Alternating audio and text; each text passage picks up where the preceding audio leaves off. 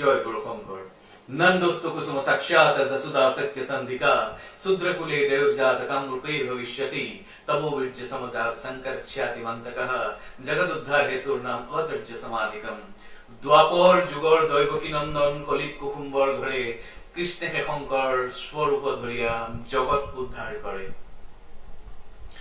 অসমৰ মহাপুৰুষীয়া সমাজখন যদি আমি অধ্যয়ন কৰো তেতিয়াহলে শংকৰ মাধৱ হৰি দামোদৰ এই চাৰিওজনা মহাপুৰুষক আমি স্মৰণ কৰিবই লাগিব। মই যেতিয়া শ্ৰীমন্ত শংকৰদেৱৰ অনুযায়ী হিচাপে কিছুমান কাম কৰিছিলো সেই সময়ত ৰাজনীতি কৰাটো এটা অপৰাধ আছিল আৰু সেই কাৰণে মই কিছুমান বিষয়ৰ পৰা নিজকে আঁতৰাই আনিবলগীয়া হ'ল।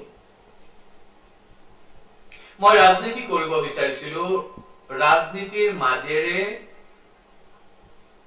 বিধানসভা বা সংসদত বহি শ্ৰীমন্ত শংকৰদেৱৰ আদৰ্শ বিশ্বজনীন কৰিব বিচাৰিছিলো। কিন্তু কিছু মানুহে মোক ইমানেই নিন্দা কৰিলে, কিছু মানুহে মোক ইমানেই বাধা দিলে, মই স্থবিৰ হৈ ৰবলগীয়া হ'ল যে শ্ৰীমন্ত শংকৰদেৱ গুৰুজনাৰ বিষয়ে কবলৈ গলে কিন্তু ৰাজনীতিত থাকিব নোৱাৰিব।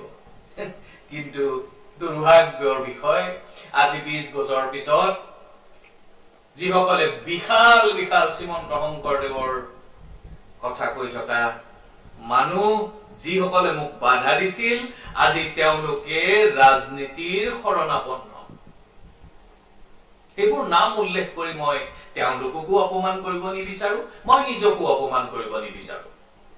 কিন্তু শ্ৰীমন্ত শংকৰদেৱ গুৰুজনা অসম, অসমীয়া তথা পূৰ্বোত্তৰ ভাৰত তথা গোটেই বিশ্বৰ বাবে এক এনেকুৱা সত্তা, যি সত্তাক চেলেঞ্জ কৰিব পৰা দ্বিতীয় গৰাকী মানৱ দেহাধাৰী যে নোলাব তাত কোনো সন্দেহ নাই।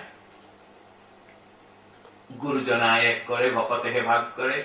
গুৰুজনাই সমাজখনক একতাৰ দোলেৰে বান্ধিব বিচাৰিছিল, কিন্তু তাৰ মাজৰে কিছু অনুযায়ীয়ে সমাজখনক ভাগ ভাগ কৰিব বিচাৰে।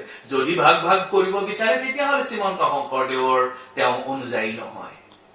জাত পাত সকলোৰে ঊৰ্ধত মহাপুৰুষ শ্ৰীমন্ত শংকৰদেৱে যিখন সমাজ প্ৰতিষ্ঠা কৰিব বিচাৰিছিল, সেই সমাজখন আমাক লাগে।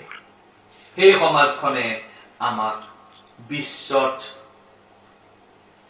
মৌলিক সমাজ বুলি প্ৰতিষ্ঠিত কৰিব পাৰিব বুলি তাত কোনো সন্দেহ নাই। মোক কিছুমানে কব খুজিব পাৰে যে আপুনি বহু বলকে নেকি ইমান কথা কৈছে, এনেকে কৈছে। মই বহু বলকি নহয়, কিন্তু মোৰ মনৰ কথাখিনিতো আপোনালোকক জনাব লাগিব।